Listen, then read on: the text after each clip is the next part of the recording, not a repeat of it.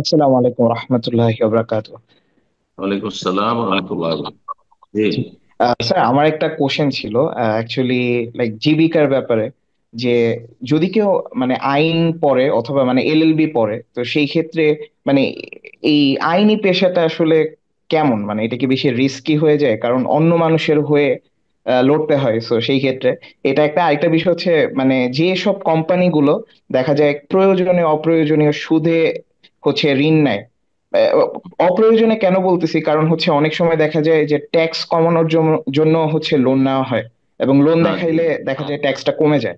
তো এরকম হুম। কোম্পানিগুলোর হয়ে মানে তাদেরকে আইনি অ্যাডভাইস দেওয়া অথবা তাদের হয়ে আইনজীবী হয়ে লড়া বা এরকম করাটা কি হালাল হবে কিনা, এই জিনিসটা আমি জানতে চাচ্ছি। আসসালামু মোটেই আলাইকুম। হারাম। জি। সুদের সাথে সংশ্লিষ্ট যে কোনো সহযোগিতা হারাম। সে সুদ, সেটা সে ট্যাক্স ট্যাক্স মাফ করাবার জন্য, কমাবার জন্য হোক, অথবা এমনিতে সুদ নিয়ে, হ্যাঁ, কোটি কোটি টাকার ব্যবসা করো, আমার কাছে 10 লাখ 20 লাখ আছে, আমি কয়েক কোটি টাকার ব্যবসা করবো, সেই জন্য লোন নেব, আর আপনি আপনি আইনি সহায়তা দেবেন, এগুলো সব হারাম। তাদেরও রুজি হারাম, যারা তাদের সহায়তা করবে তাদেরও রুজি হারাম। কথা বোঝা গেছে? আইনের সাবজেক্ট আপনি সাবজেক্ট হিসেবে পড়তে পারেন। কিসের জন্য? ন্যায্য অধিকার নিয়ে জায়েজ আওতাতে, বৈধ আওতাতে থেকে আপনি ডিফেন্স করার জন্য। কারো পক্ষ থেকে করতে পারেন আপনি। কারো পক্ষ থেকে আপনি ওকালতি করতে পারেন, কিন্তু সেটা যেন ন্যায্য হয়, সত্যের ওপর নির্ভরশীল হয়। মিথ্যার আশ্রয় নিয়ে আপনি মিথ্যা শিখিয়ে দিলেন, পাঠ পড়িয়ে দিলেন, অথবা অন্য কেউ পাঠ পড়িয়ে দিয়েছে, সে মিথ্যা এসে বলল, আর তার পক্ষ থেকে আপনি ওকালতি করছেন, এই সমস্ত রুজি হারাম। এজন্য আমি বলে থাকি যে এমনি পেশা হিসাবে কাজটি তো পেশা ভালো, পেশা মানে ভালো মানে জায়েজ।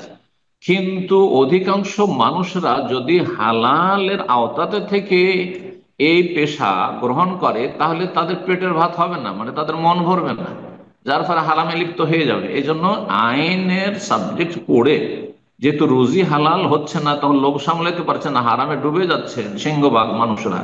এই জন্য এই সাবজেক্ট পড়তে আমি নিষেধ করি। এই সাবজেক্ট পড়তে আমি নিষেধ করি, কারণ এখানে হালালের রাস্তা সংকুচিত আর হারামের রাস্তা প্রশস্ত। যেখানে আপনি লক্ষ লক্ষ টাকা পাবেন, 500 টাকায় কি করে আপনি ফিরে আসবেন আপনি আদালতের চত্বর থেকে? কথা বোঝা গেছে? আল্লাহ বোঝার তৌফিক দান করুন। জি। আমি জীবনে এই আইনের সাবজেক্ট আমি আমার ছেলে মেয়েদের ক্ষেত্রে কল্পনা করে না পড়ানোর কথা। জি। আর এই পড়াকে আমি পছন্দ করি না। যদিও সে ছেলে বলে যে আমি হালালের আওতাতে থেকে আমি রোজে রেজে করবো, তারপরে বলি যে না, এই পড়া চলবে না। কারণ এতে নিজেকে সামলে রাখতে পারবে। আল্লাহ হেফাজত করুন।